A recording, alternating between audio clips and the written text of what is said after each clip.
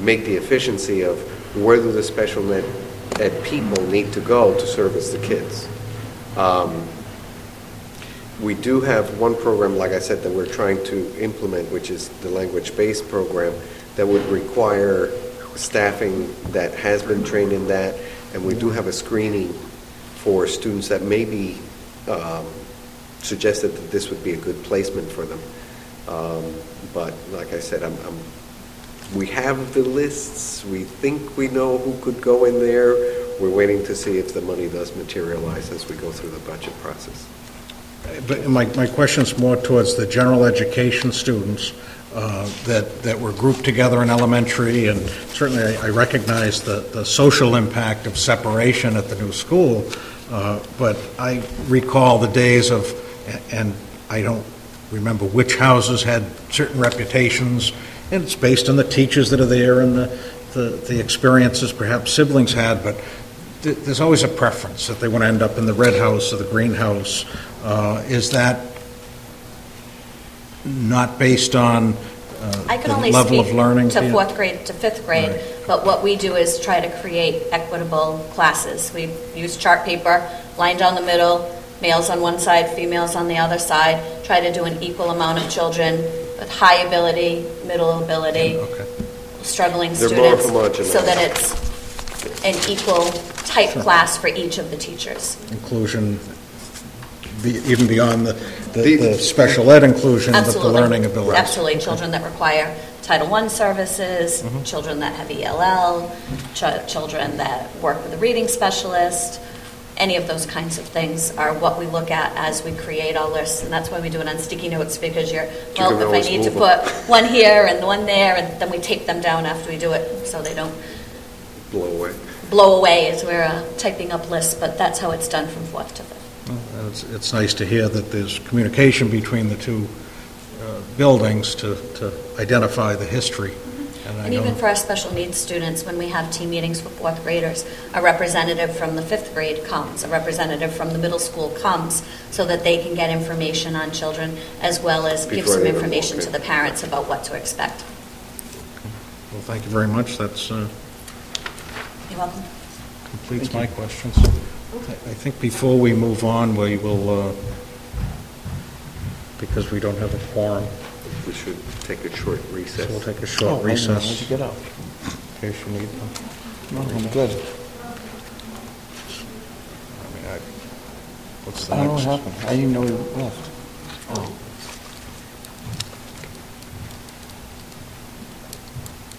So how about them Red Sox? Are they over the 50% mark? No. That was a rhetorical question. They're still not. No, I think last night put them under. I'm not sure. I didn't bring my green projects folder, so.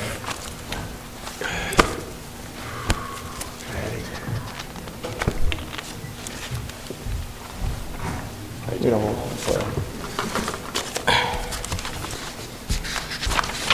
We reconvene. Jim, I see that you're on the agenda as well. Perhaps Dr. Colley has the update on the green projects. The green projects, we have basically begun the process of allowing the two companies that are going to help us with the roofs and the windows, the architects and the Pink Company, who's serving as our project manager. They've been coordinating, coming in. They've been up on the roofs here and at the MAC.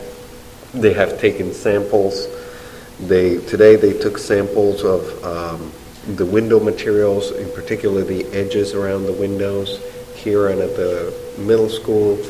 They've taken copies of the building plans, the site areas, because in the next couple of weeks they will put together not only the draft project timeline, but they now have to begin to put together what the specifications will be, come up with a price tag on each of them, and then present that information to the MSBA for their last meeting. If those specifications and those cost estimates and preliminary drawings get accepted by the MSBA, then we will enter into a contract with the MSBA where they will say basically, yep, we promised you 46% or whatever it was of the cost of these windows and roofs. We see that you've done your due diligence in estimating the cost and what's there. You know, it's always a question of when you lift off the old roof, what's underneath and how bad is it? So we don't have the studies yet done. They just took the samples last week and this week. They'll be off to the hazmat people to do studies to see if there's any hazardous materials, which they would have to take care of during the process of replacing the roof or the windows. So my hope is at the next school committee meeting, I believe it's the 25th, they'll have a better idea of what it looks like. Before that meeting, once they have the report on the hazardous materials, the estimate, and perhaps some preliminary drawings, we will have another committee meeting of the building subcommittee to basically go over their information, prepare the materials that are going up to the MSBA, and bring it back to school committee for another update. Their issue is the high school. There's three issues. The Macumber, they think they can get the roof done over the summer. It's small enough and it's a tight enough job that they can get it done. High school is big and there's different roofs, there's different elevations. Their thought is they'll start over the summer, but it'll probably go into the fall. So there'll be some work going around the building. We'll have to designate areas for them to use, areas that, we'll have to keep people out of. But we don't believe it will impede, opening the school or having the kids in here or anything of that sort. The windows, the issue that we've learned from other people who are in the process as well is that there's only a few manufacturers, and because there's only a few manufacturers and Massachusetts as a whole has put out a ton of these projects, the lead time for ordering and getting windows is anywhere between 3 to 4 months. So their idea, and my hope is that we don't have to wait until next summer, but that some of that can be done during the school year. We would have to, particularly at the middle school, work around if we have 1 or 2 rooms available that are vacant, that we can move people in and out of those rooms while they're working in one room. They get 1 or 2 rooms done every other night or every day, and then people move back to their old rooms with the new windows. Somebody else moves to the spare rooms. It'll be a little bit of a shuffle. Here at the high school, the shuffle may not be as severe because some of the places are the gym here, the courtyard in the cafeteria, so we may just be able to rope that off and get it done. Won't affect any classrooms.